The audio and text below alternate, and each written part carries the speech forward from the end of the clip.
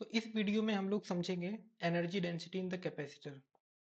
तो बेसिकली कुछ नहीं, कैपेसिटर के अंदर जो एनर्जी स्टोर हो रही है उसको आप उसके वॉल्यूम से डिवाइड कर दोगे तो वो आपका एनर्जी डेंसिटी कहलाता है। तो यहाँ अगर हम बात करें पैरेलल प्लेट कैपेसिटर की, तो इसमें दो प्लेट्स हैं। अब हमने मान के रखा है कि हर एक प्लेट का एरिया कैपिटल ए है और इसके बीच में जो जो इंसुलेटर है इसकी थिकनेस वो है कैपिटल डी।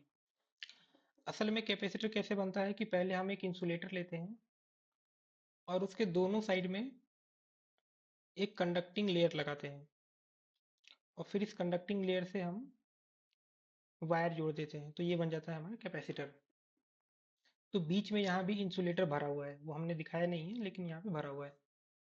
तो कैपेसिटर में जो एनर्जी स्टोर होती है, energy stored in the capacitor, जिसको हम लोग यू से दिखाते हैं।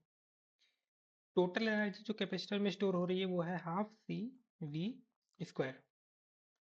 अब यहाँ पे ध्यान दीजिए, इसको ये जो V है ये यहाँ पे है वोल्टेज। तो जब हम एनर्जी डेंसिटी लिखते हैं, एनर्जी डेंसिटी, एनर्जी डेंसिटी कैसे निकालेंगे? टोटल एनर्जी जितनी हमने स्टोर की है डिवाइडेड बाय वॉल्यूम। तो एनर्जी हमारे पास है हाफ सी वी स्क्वायर और वॉल्यूम, ये जो कैपेसिटर है, कैपेसिटर का वॉल्यूम कितना है दोस्तों? यहाँ पे वॉल्यूम हम कंसिडर कर रहे हैं इसके बीच में इंसुलेटर का जो वॉल्यूम है, यानी कि A into D, surface area into separation, ये आपका वॉल्यूम है जितने में इंसुलेटर भरा हुआ है। तो हम इसको लिख देते हैं ए इंटू डी।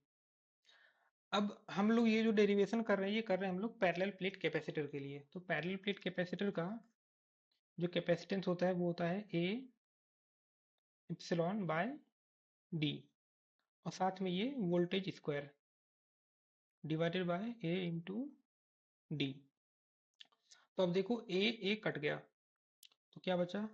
हाफ, ऊपर में वोल्टेज स्क्वायर, नीचे में डी स्क्वायर बचा और साथ में इप्सिलॉन बचा। अब दोस्तों आपको एक और फॉर्मूला याद होगा कि वोल्टेज होता है ई इंटू डी, जहाँ पे ई है इलेक्ट्रिक फील्ड। तो ये वी स्क्वायर को हम लोग लिख सकते हैं ई स्क्वायर डी स्क्वायर और नीचे में डी स्क्वायर ऑलरेडी है। और ये जो इप्सिलॉन है, इस इप्सिलॉन को भी हम लोग सेपरेट कर सकते हैं, epsilon relative into epsilon absolute. तो फाइनली हमें मिल जाता है E naught epsilon R into E square, ये है एनर्जी डेंसिटी। दोस्तों एक्चुअली इस इक्वेशन में अगर आप देखो तो जो पैरेलल प्लेट कैपेसिटर है, पैरेलल प्लेट कैपेसिटर से रिलेटेड कोई भी जानकारी नहीं है, बस इलेक्ट्रिक फील्ड है और इंसुलेटर की प्रॉपर्टी है। जो इप्सिलॉन नॉट है और इप्सिलॉन आर है, ये बेसिकली बीच में जो इंसुलेटर है उसकी प्रॉपर्टी है। तो ये क्या बता रहा है कि जो एनर्जी डेंसिटी होती है वो इलेक्ट्रिक फील्ड में स्टोर होती है, एनर्जी बेसिकली इलेक्ट्रिक फील्ड में स्टोर होती है। तो आई होप आपको ये डेरिवेशन समझ में आया होगा। मिलते हैं अगले वीडियो में।